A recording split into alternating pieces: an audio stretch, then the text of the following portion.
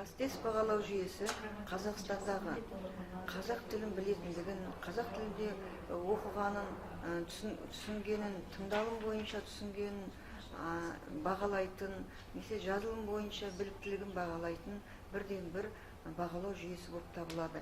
Енді Қастес жүйесінің қалыптасу тарихына келетін болсақ, осыдан 10 жыл бұрын өз жұмысын бастаған еді. Былайша айтқанда, Қазақстанда әлі тестілеу теориясы, тестілеу практикасы әлі қалыптаспаған кезде, яғни бұл бағалау жүйесі өзекті тақырып болды. Сол кезде алғашқы тілдік білімді бағалау жүйесінің спецификациясы жасалды, концепциясы жасалды. Яғни Қастес жүйесінің негіздері туралы концепция, Қастесті енгізу туралы концепция ұсынылды. Соған біз көптеген дайындықтар жүргіздік. Көптеген, мысалы, Ресейдің, Украинаның, өзіміздің тілге қатысты бағдарламалардың бәрін оқи отырып, сараптай отырып, өзімізге керек, яғни Қастес бағалау жүйесіне қажетті бағдарды айқындап алдық осы концепцияны жазу барысында. Концепция 2009 жылы қазақ тілін бағалау жүйесі туралы концепция 2009 жылы бекітілген соң, қол қойылған соң, Қастес басқармасы өзінің мақсатын, міндетін, стратегиясын бұрынғыдан да нақтырақ айқындап алып десе де болады. Егер осы 10 жылға бойғы еңбектерін есімізге түсіріп, оны атап өтетін болсақ, ең бірінші Қастес бағалау жүйесі ұлттық стандартты, қазіргі ұлттық стандарт деп жүргенімізді, және одан алдында 12 жыл бекіткен мемлекеттік стандартты, осының екінші басылым ретінде ұлттық стандартты ұйымдастырып дайындаудың өзі үлкен еңбек деп айтар едім.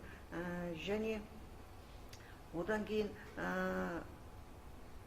қазақ тілін біз оқыту барысында қажетті лексикалық минимумды, тақырыптық лексикалық минимумды дайындауға үлкен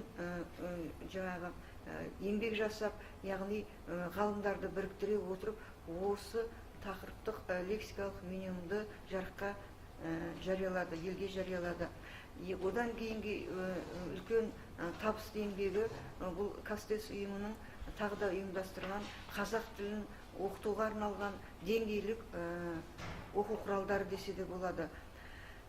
Бұл оқу құралдары қазір көпшіліктің сұранысында, және де ең үлкен тағы да оқытушыларға, көптеген тілді үйретушілерге, тіпті оны жоғары оқу орындарда, мектепте, колледжде, тіл оқыту орталықтарда пайдалануға болатын және өте функционалды, қолданымды типтік бағдарламаның дайындалуы. Осы типтік бағдарламаның көптеген басқа да стандарттардың қатарында тұрғанына, қатарында, мысалы, ТРКИ-дің, IELTS-дің, яғни Европалық бағдарламаларында қатарында Қастес жүйесінің типтік бағдарламасының стандартының аталуы, сілтеме берілуі, кейбір қазіргі соңғы кезде дайындалып жатқан мектепке арналған бағдарламаларда осы Қастес жүйесінің стандарттарына, типтік бағдарламаларына сілтеме беруі өте қуантады, қуанамын да. Және бұл, мен ойлаймын, осы көптеген жаңағы ақырын жүріп анық бас демекші, Қастес ұжымы ақырын жүріп анық басып, көптеген осы 10 жыл белесінде көптеген жарияланымдарды атап айттық. Осы еңбегінің өзі қазақ тілін дамытуға, мемлекеттік тілді дамытуға қосқан үлесі деп айтуға болады. Және де осындай бір қалыпты ылғи дамумен, ылғи жаңағы алға жылжумен, патриоттықпен жылжып келе жатқан Қастес басқармасының жұмысы негізінен басқарушы, осы ұжымды басқарушы, осы ұжымның менеджментіне де байланысты дер едім. Яғни осы ұжымды басқарушы Айдос Тұрсынбайұлы Әбдіхалықовтың еңбегін ерекше айтар едім. Яғни ұйымдастыра алу, білімді ұйымдастыра алу ол күш дер едім. Осы еңбектің артында қаншама оқытушылар тұр, қаншама профессорлар тұр, қаншама ғылым адамдар тұр. Соларды ұйымдастыра алып, қажетті дүниені, өзекті дүниені жарыққа келуі, ұйымдастыра алуы, бұл сол осы Айдос Тұрсынбайұлының еңбегі деп бағалар едім. Және осы ұжымның 10 жылдық мерейтойына сондай үлкен қуанышымды білдіре отырып, алдағы жылдарда да алға жылжумен қазақ тілінің өзекті мәселелеріне қатысты еңбектерінің көбейе беруіне тілектестігімді білдіремін. Және мен осы Қастес ұжымымен әрқашан біргемін деп санаймын өзімді.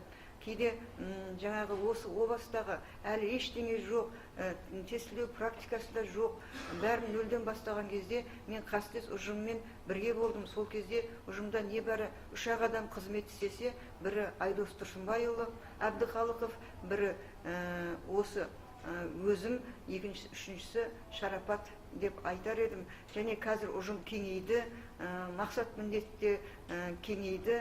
Әрқашан алдағы болашақтарына, алдағы ақтаңдарына жақсылық тілеймін, өсе берсін деп тілеймін. Және әрбір қадамына қуанышымды білдіремін.